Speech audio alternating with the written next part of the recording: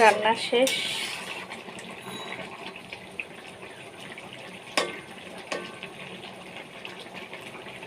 আলু গলে গেছে, পটল গলে গেছে।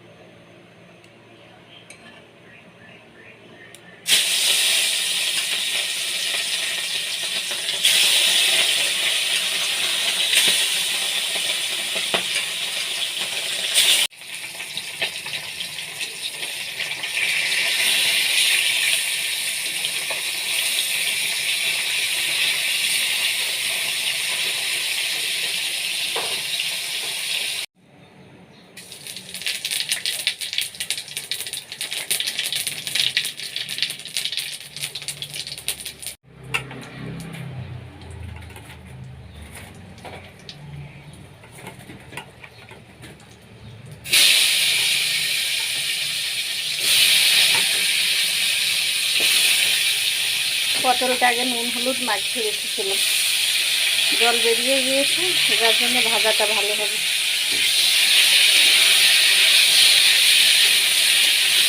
হলুদ না, নুন মাখিয়ে রেখেছিলাম। এবার এখানে একটু হলুদ দিয়ে দেবো, দিয়ে ভালো করে মিনিট পাশে ঢেকে ভেজে নেব।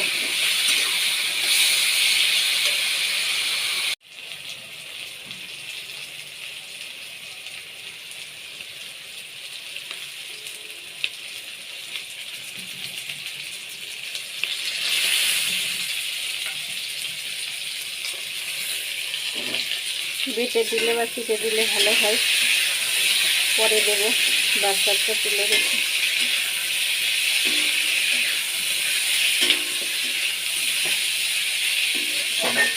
ভাজা ভাজা হয়ে গেছে। এই রান্নাটায় একটু ধনে গুঁড়ো বা ধনে বাটা আর আদা বাটা একটু বেশি লাগে, তাহলে স্বাদ হয় ভালো।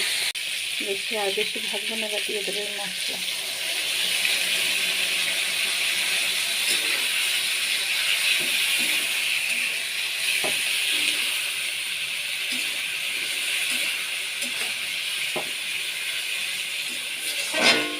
এখানে আদা ধনে বেশি আছে, তাই একটু ভালো করে কষিয়ে নিতে হবে, না গন্ধ লাগবে। পটল ভাজা তুলে রেখে মশলাটা আলাদা কষিয়ে রান্না করা যায়, কিন্তু না, আমি ব্যস্ততার কারণে একবারে দিয়েই রান্না করি।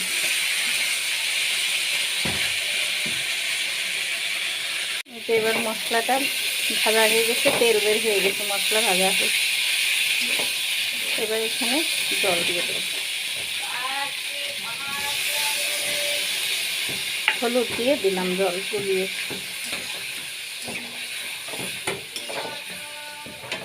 আরও একটু জল দেবো, যেমন ঝোল পাতলা ঝোল রাখবো, এই জন্য জল একটু।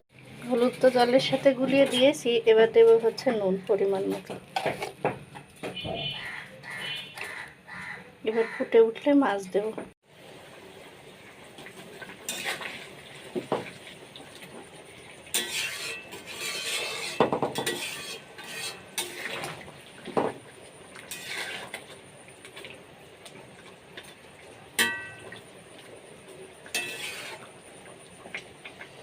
গরমে হালকা পাতলা মাছের ঝোল, আর কিছুক্ষণ ফুটলেই রেডি। আমরা একটু ঝোল বেশি খাই, তাই ঝোল বেশি রাখবো।